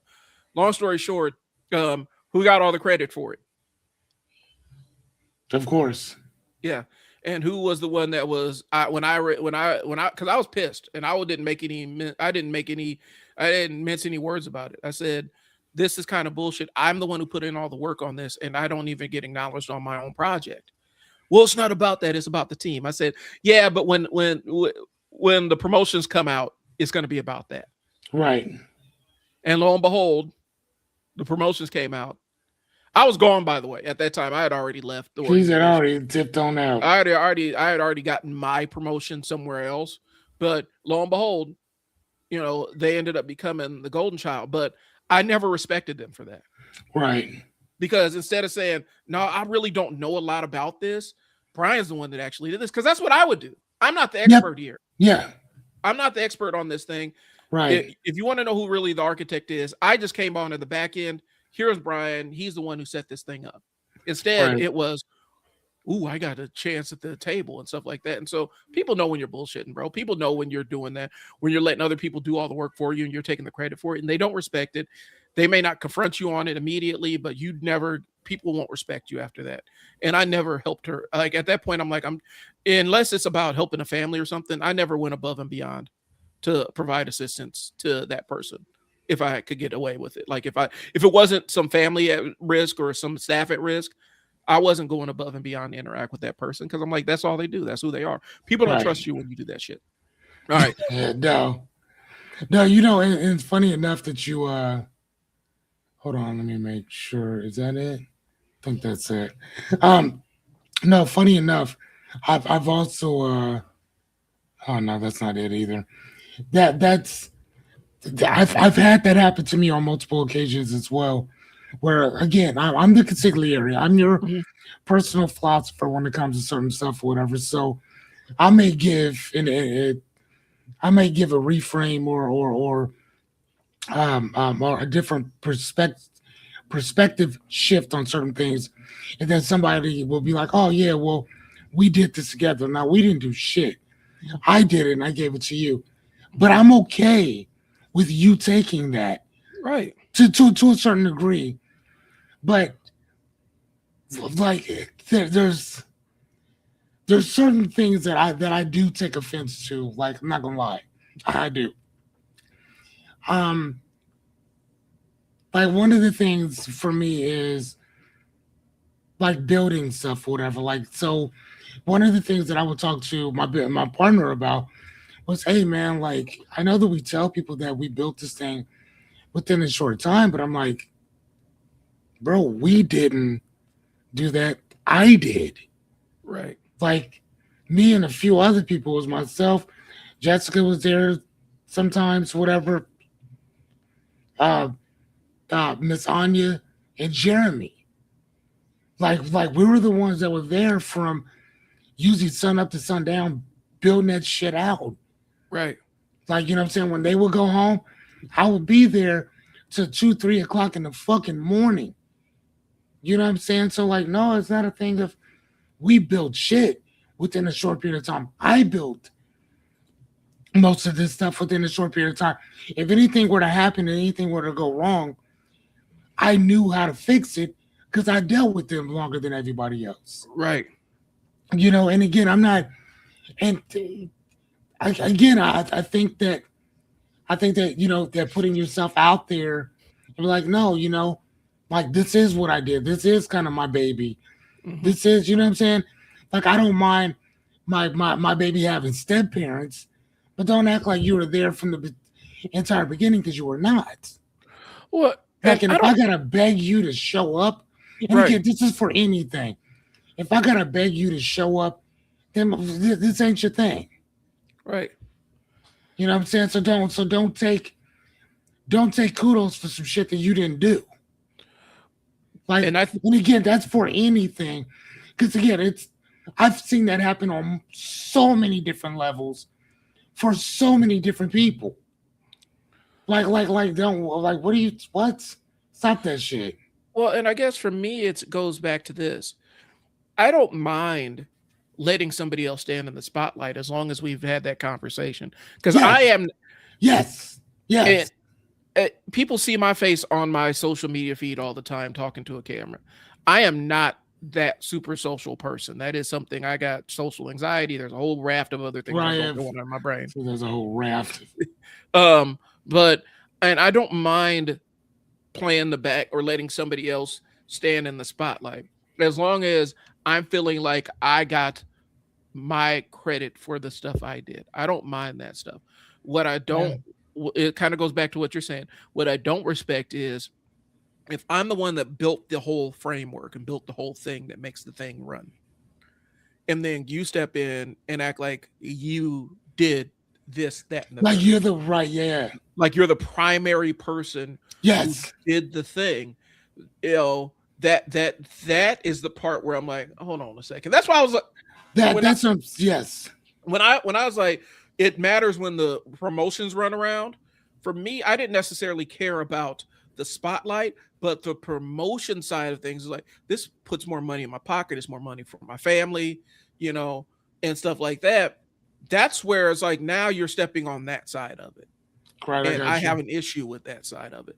But yeah, that is a weird thing. That's a weird thing to do. And that isn't something that somebody just decides to do one day. You, the little kid in the classroom that cheated on the group on on the group project. Like you That didn't do part. shit on the group project Yep. and just stand in the background. And then when the A's are coming out or getting handed out, you the first one to take it. You didn't put in the work. Yeah, that part. So that's a real thing. And I think people overestimate, like, again, the example I keep going, like you the head bagger at the grocery store. No, what did you say? You're the top grader. You're the head The, cheese grater at they're the head cheese grader. you're the head cheese grater. Yeah, here it is. I swear I did more total work and came in later. Sorry. Yep. He said that's funny. Chris said, I swear I did more work and I even came in later. Yeah. Yes. Yeah. Yeah, And that Chris, I know that you are, buddy. and that's what and that, it is one of those things where you the head, like if you're the head cheese grater and you having all these machinations on power and stuff, like you need to figure out how to get out of the head cheese grater role and maybe move up Yeah, to that part. front of the house or something like that, and then you could start climbing the ladder. But you on the bottom rung trying to play power games, all you're doing is alienating the people that could help you ascend. Yeah. Like I say, man, why shit? Why shit on your own company? Like Right. that's crazy. That's just me though. Okay, so let's go to the next one because this one, make others come to you. Oh, fuck If that. you want to see things kill success faster than anything else, you do these two things. Number one, let somebody else do the work for you. Yeah. And number two, make other people come to you. Make yourself chief problem solver. Yeah. You're gonna have a nightmare on. You're gonna have a nightmare Uh, for days. and here's the other thing, making people come to you. So the pro is establishes dominance and leverage. Okay, but the Mhm. con is that it can stall momentum if misused. It can stall momentum if misused, making other people come to you as opposed to you going to them. Yeah. This is, I guarantee you, ladies and gentlemen, I swear to fucking God, if you want to know what kills success faster than anything else, it's you making people come to you. Making the whole team depend on Making you. the whole everybody not only depend on you, but come to you for everything. Oh my god, that is the worst. That like in general, and there's so many different ways that you can take that in general, making people come to you to fix their problems. Like again, if that's your business, then perfect. Yes, please come to me. Let me do my job. But if you have a business, you do not want everybody coming to you, especially if you have employees that you pay to do a particular job. Yeah.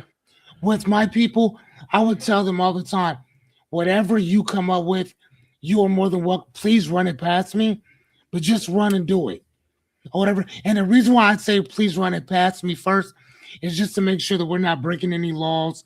We're not doing something that hasn't already been done before. So Mhm. you're just like, I don't want you running around like a gerbil on a hamster wheel type thing or whatever. But I want to make sure that you're going to be successful when you jump off that cliff, Well, right?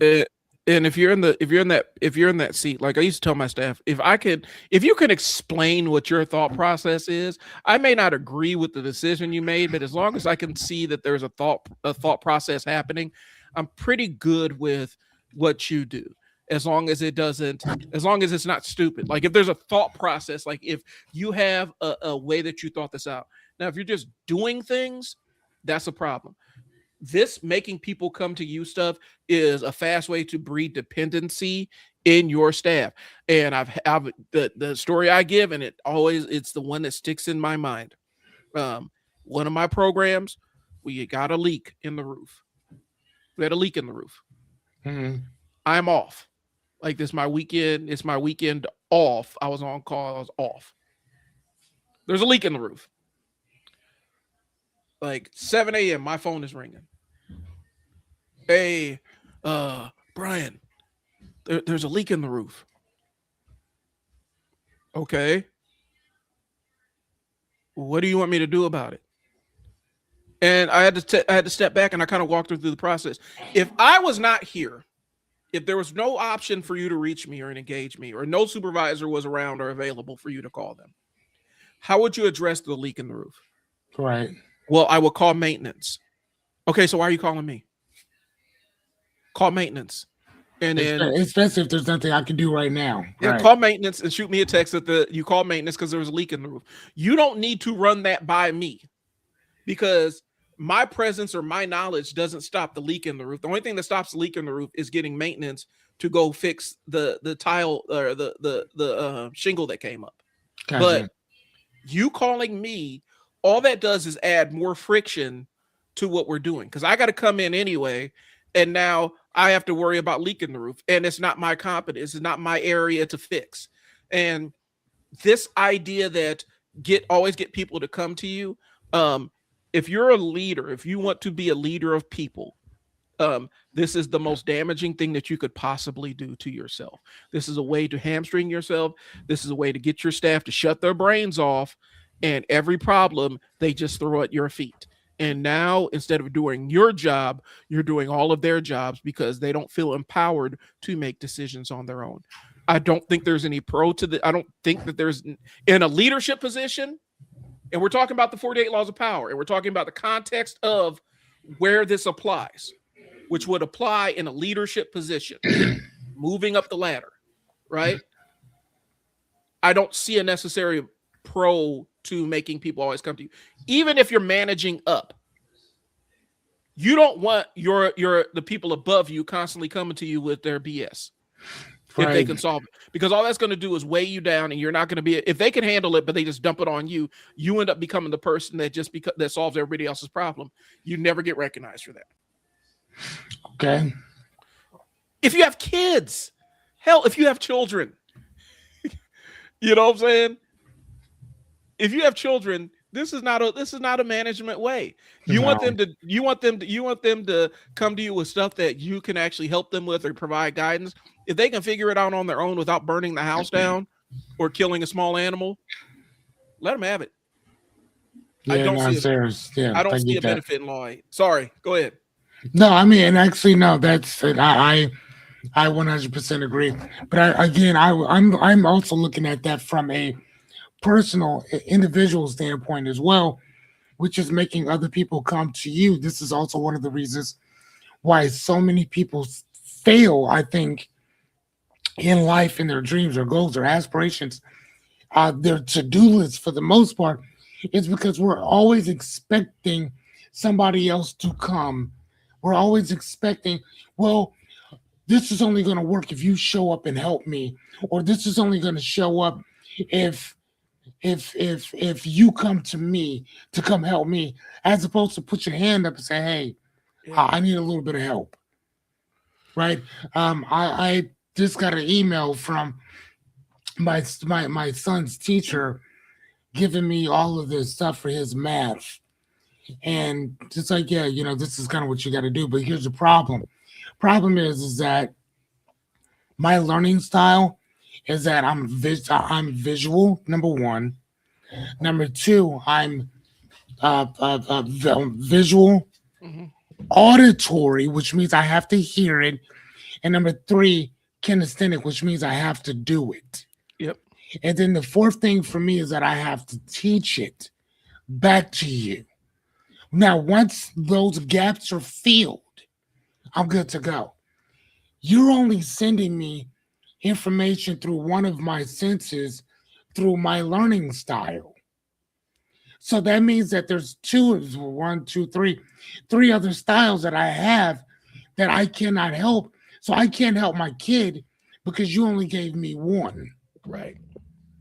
Again, I know what my learning style is, right? And here's the other thing is that videos are one thing, but I have to be able to ask questions as we're going through this.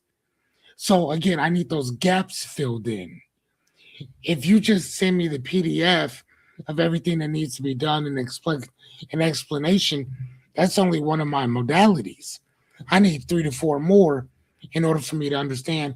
And once I understand, then I can help him understand. Right. Right now, I can't help him understand. So now I'm going to have to let her know, hey, thank you for this, but there's not much I can do about this because I don't know your material. You know what I'm saying? So again, I'm putting my hand up and I'm not making her come to me. I'm willing to go to you because I have a problem. Right. And this issue isn't just about me, it's about my kid. How can I help my son if I don't understand it myself? Right. And if he's in your facility for 7 hours, again, I'm on that. If he's with you for 7 hours, how can you help him? Right. He's there for 7 hours. Give me the supplementary work I can do on the back end to augment what you're doing there. Yeah, I can kind of walk him through some of this stuff, whatever. But dude, I'm just now going back to school next week after a 25-year hiatus. 25-year hiatus. Yeah. Man, I am so useless right now with math that my guidance success counselor at the college, because I have to take statistics.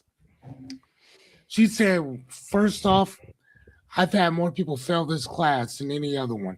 She said, I want you to get used to being in school first, and then we'll take this class later, like towards the end. I'm like, perfect. I know my style. I need you to show me everything first. And then from there, then we'll break everything down piece by piece and I'll be able to do it. But I'll only be able to do it once I can teach it to other people. Once I could teach it, I got it, no problem. You know what I'm saying? Once I could teach it, I got it, no problem. But if you're just showing it to me, that's only one of it.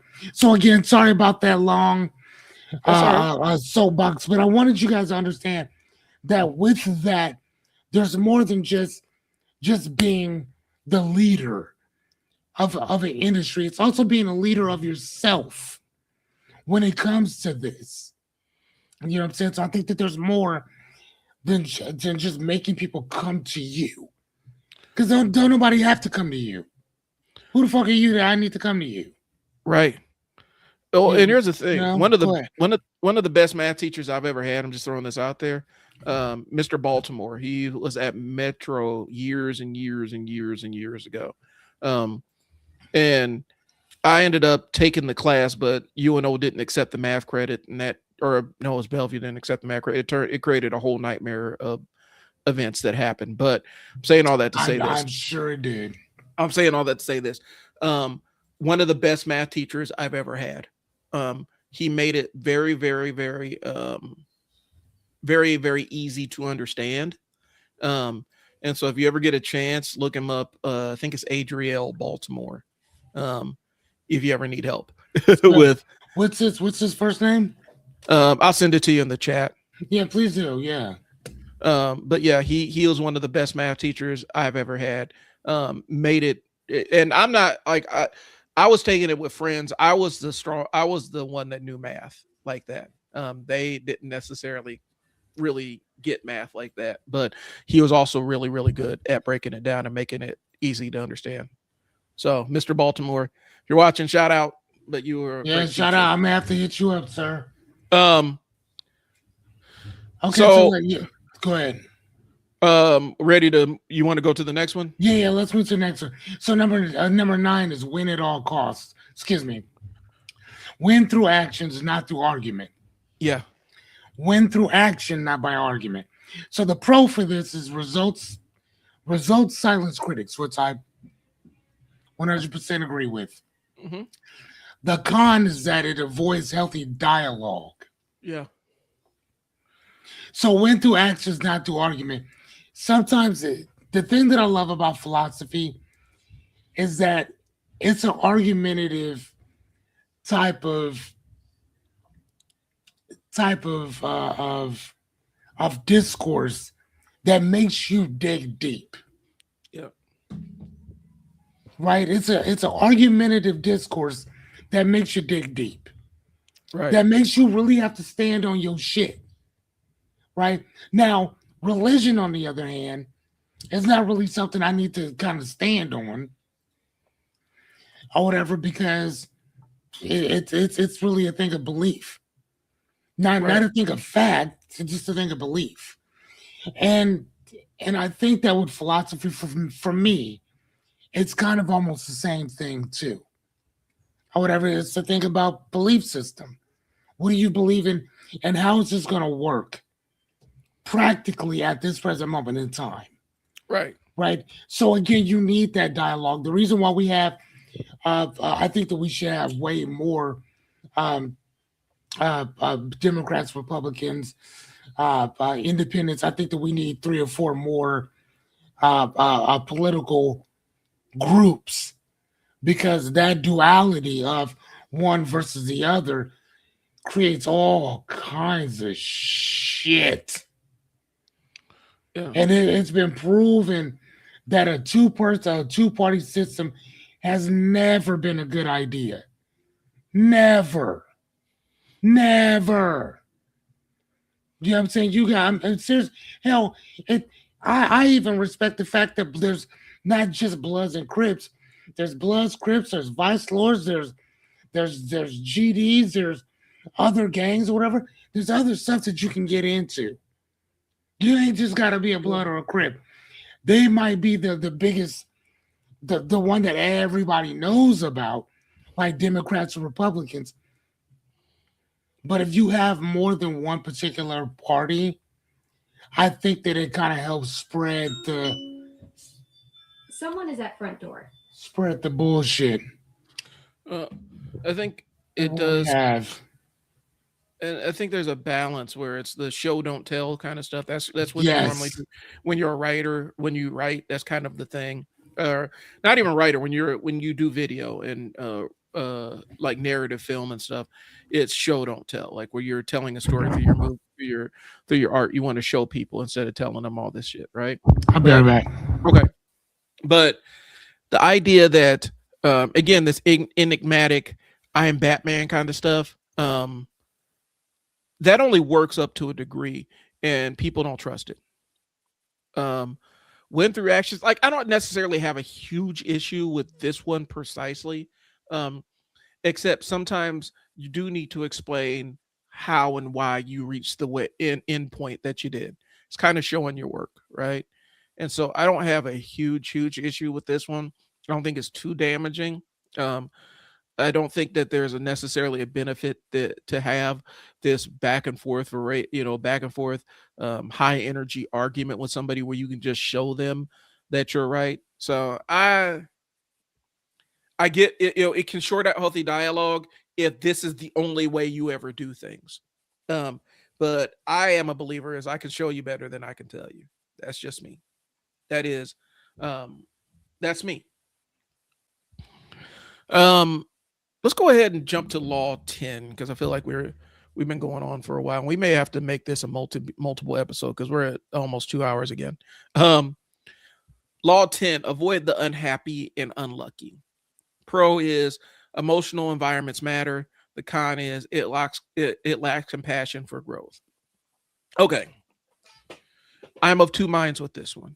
Um, I know people that will do that, avoid the unhappy and unlucky in their own friendships and own interpersonal like marriages and relationships with their kids. Like if the person that they're in a long-term relationship with is unhappy, instantly they're avoiding them in-house. um and sometimes it's giving somebody space, other times it's just you don't want to be bothered with, you don't want to be there to help navigate them through the harder things in their life. And so there's a balance. Again, you can damage your relationships doing this. Now there are people that are constantly in that um unhappy, unlucky, woe is me stuff, and that ends up becoming a narrative story for them, that ends up becoming their story. And at some point, um, you getting into their orbit, all they're going to do is draw your happiness and drain your happiness out of you. So there's a double-edged sword. This one is you do it with moderation. And I think one of the big things is, y'all, is understanding the difference between friends and associates. um, you know, you can give somebody a pep talk and boost them up, and that's nothing major. But if you're constantly having to be this person's emotional uh outlet or safety valve, um you are in a unsustainable way with them, you're in an unsustainable relationship with them. If you're constantly, if that's all you ever do is you're playing nursemaid to their feelings, that's not necessarily a beneficial kind of relationship. You end up becoming, it ends up one of those weird codependent relationships where all you do is you're basically their personal therapist. And that's not a position you want to be in. But if you have people that you value or you care about, avoiding them because they're in a bad mood or they're having a rough go is a fast way to alienate them. So you got to take this one with a grain of salt. Um, and again, it's highly, highly, highly contextual. I think again we have to draw the line between friends and associates and people that and just people that we know. Um, and so Sorry about that. I'm coming back in or yeah, we're whatever. on number Yeah, I didn't want the pirate. What are they called? The pirate people stealing yeah my shit. we're on the number 10. And for me it's a contextual thing to avoid the unhappy and unlucky. It really depends on what your relationship is with this person. If this is your child, that is not necessarily a good environment that you're raising them in. But at the same time, if you're always their emotional outlet valve and they never have any means to self-regulate or solve their own problems, you're giving them a crutch. Um, so I get what they're saying. I think in the context of the book, it was something a little, the context in the book was a little bit different, if I'm not mistaken, right? Uh, which for which one? Number 10, In the avoid the book, yeah. unlucky and unhappy. I mean, basically, it's more like energy and stuff. But yeah, it's it's. I mean, if you know that a duke or an earl has been getting his ass whooped on for however long, yeah, you want to try to avoid that dude as much as you possibly can, Yeah. or whatever. So, like, yeah, no, it is what it says. And Um, if go they're ahead. dragging you down, that's something different. Like if they're constantly dragging you down, that's something different. But then again, if it's your child, like if it's your teenage child or something and they need that emotional support, then you can't just say, "Oh, you're always miserable, so I don't want to be around you." I've seen Oh, parents do God. that. I've seen Yeah, parents do that to kids, and that's not. that's crazy. Yeah, I don't think I've ever seen that. Well, maybe I have. I don't know. I mean, maybe if they get older or something, but as being children, like if my kid was walking around and he just kind of like, damn, like you want to try to do whatever you can to uplift him and to let him know, like, yeah, there's gonna be times like this where, man, everything's gonna fucking suck, dude. Yeah. Everything. And this is how we deal with it. You know what I'm saying? Like, yeah, that does happen, but yeah, I don't know. I mean, but that is yeah, There are ways to balance it. Like I know there are for times sure. with my daughter, like I want to jump in and help navigate through it. The best thing I can do is be quiet and let her sort through her own feelings. And as a parent, you get the feeling for that. But if you're talking about random coworker that sits at the desk from you, then we're talking about a different context or a different frame of, Yeah, of for the sure. conversation. Um, But yeah, I'm on the fence with this one. Yeah. Number No, 11. Oh, yeah, go ahead. but number 11, no, yeah. Go ahead. That feels like a duplication. So here's the thing. I think that so I think that a lot of these, and we can actually kind of see how they would kind of pop up like that. I think that next week what I like to do is I'm gonna use ChatGPT, and I think we're going to compile these into 12 things because I think that a lot of them kind of overlap each other. If you know what I mean. Yeah, I A gotta lot grab of my these, copy too. yeah, I think that a lot of these kind of overlap each other because one can go inside of the other, but it's the nuances of it. I think that basically make it the 48, Yeah, if you will. It's the nuances of it. I think there's some padding that went on. I'll be honest with you. I think there's some padding. 48 is an even number. It sounds like a powerful number. So it's 12 Yeah, that um Jordan Peterson came out with his first book, or technically no, that wasn't his first book. I think that was his third book, which was actually pretty good. I like that one. I didn't read anything else that he wrote because he's just it's kind of all in. Not really my thing. he's kind of a head case at this point. Like I'll say it. He's kind of his public persona. He's an intelligent guy, but there's a lot of head case kind of shit that's going on with him. I've seen it, his public thing, like some of his public crash outs. It's Yeah, I mean, and again, I don't. There's certain stuff with him that I totally understand, and there's certain things I'm just kind of like, eh. I mean, not just that though, but I think that if you align yourself mhm. with certain people, I think that there's certain things that are just gonna kind of rise up, and I personally don't want to be a part of that. I mean, you can do whatever you want Yeah. to do, but me personally, I'm gonna go ahead and back out on that one. You can be an expert in one domain and absolutely be an imbecile in another domain. And And I don't and think people understand that's that. right. That's what is that isn't that the Peter principle? No, the Peter Oh, principle is you get elevated to your level of incompetence. okay. So But it's a cognitive thing too. Like I gotta find it. You right, but know, well, I mean, again, though, I mean, but what can't that still go yeah, that could into fit. that book? Because I think that can fuck. I think that can fit that because they're pulling you into something that you ain't got shit to do with. So they're thinking that you are because you're good in this area over here, you're gonna be amazing over here too. And that's not the case. Yeah, you can You're be just great over there. yeah, you can be a fantastic doctor and be a terrible lawyer. Or you could be great at both. Or you can be good at both. It just depends on what you know and what your scope of knowledge is.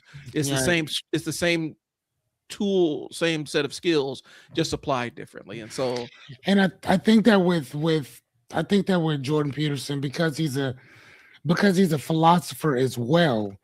And again, as well as well as a I think it's psychiatrist, he's a psychologist. psychologist as well. Um, I think that those two things. I I think depending on who you are and the biases that you already have going into it, cultural, individual, systems, stuff like that, or whatever. I think that you're going to probably use. I don't know because again, I know other people that are therapists, or excuse me, psychologists that are also philosophers as well that don't necessarily think the way that he does Yeah. or whatever. But shit, I could be wrong. Maybe they do too. They Well, just don't say it out loud. I had a teacher who was an art history major and a philosophy major. Like he had a double major. And the thing he told me a long time ago, and you'll understand what I'm saying with this. He said this to our class, because it was like some kind of American standards class or whatever, where we Mhm. talked about politics and social things. And he basically looked at it, he's like, I need you guys to understand if I get rambling, he's like, too much psychology can make, or too much social, No, too much philosophy can make you dumb. Yep. A- Yes. And Yes. Yes. Yes. Yep. and so I and tell that's people how all he the put it. time. I tell people constantly, I'm the one of the smartest, dumbest people you will ever meet. But I And say that, yes, I constantly. and that's Yeah. kind of what it is. I think with him, um, he swam out of his moat of competence Yeah. and dove into media analysis, and media analysis is not his bag. Um, Yeah. he's not necessarily positioned to do that. Kind of like when we start talking about Dr. Umar. Like Dr. Umar is a like he went through the entire battery of tests. He has an entire thesis. We can weigh the pros and cons of his dissertation and thesis and all that stuff. Um, we can weigh those individually, but he did go through the process. Um, I think he was licensed at some point um, as a child psychologist. And so you can't take that away from him. Where he Mhm. falls down is where he starts talking about um, anthropology and Black history and other things that are a little bit outside. He has a familiarity with, but are outside of his scope of knowledge, Mm. scope of practice. And so he's qualified to talk about a lot of things, but some of the stuff he talks about, he's not qualified to talk about, if that makes sense. Mhm. I You get it. know? And so, Yeah. so I next mean, week, I think that again, the Peter principle would again go with him as well. yeah. But I mean, some stuff absolutely great, other parts, not so much. Yeah. And so I think next week I want to continue on the 48 laws of power. I This kind is of a do good too. I think this is a I good kind theme. of do too. I think this is a good theme, especially Yeah. heading into 2026. I do think that we need to, if we're going to, if you're a parent and you have a young man, and I'm gonna say young man because it's men, it's typically guys handing little boys this book, right? Like it's typically a guy thing. I think what we want to do is be able to put a little bit of pause in the way that you frame the use of this book. Because if you allow a child to sit here and utilize this book without any context around it, you're going to turn them into a sociopath. Yeah, right. And so I like this as a theme, and I want to continue on with this.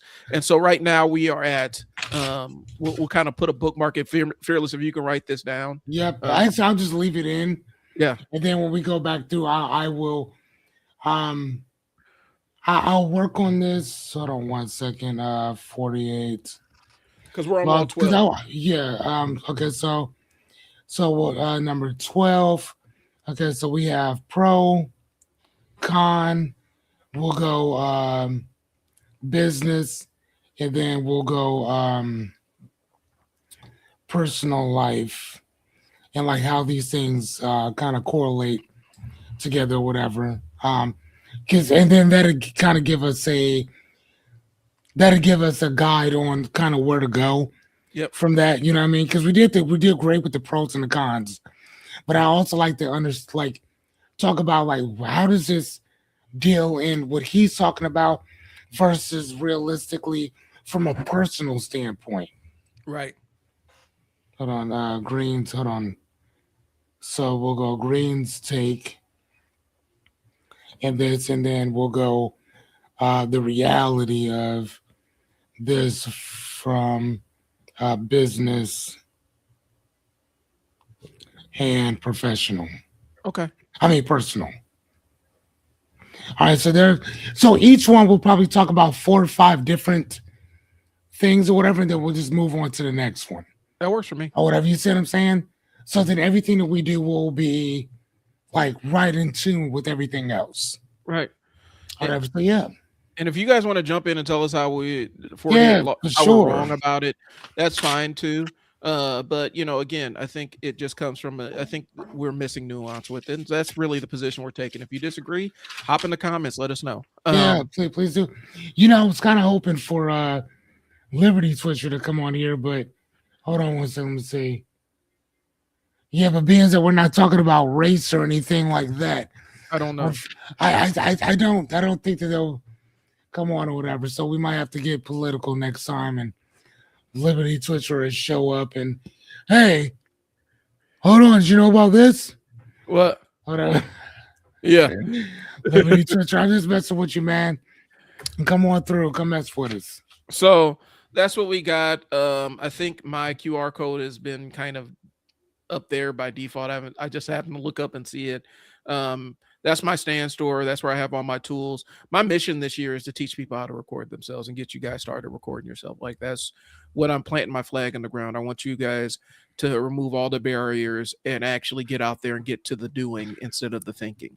And so, Perfect.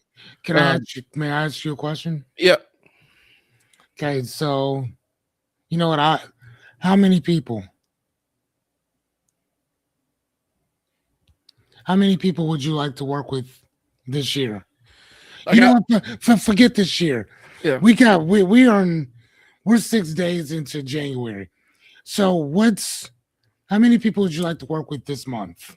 This month, What's our I'm- objective? I want to get 15.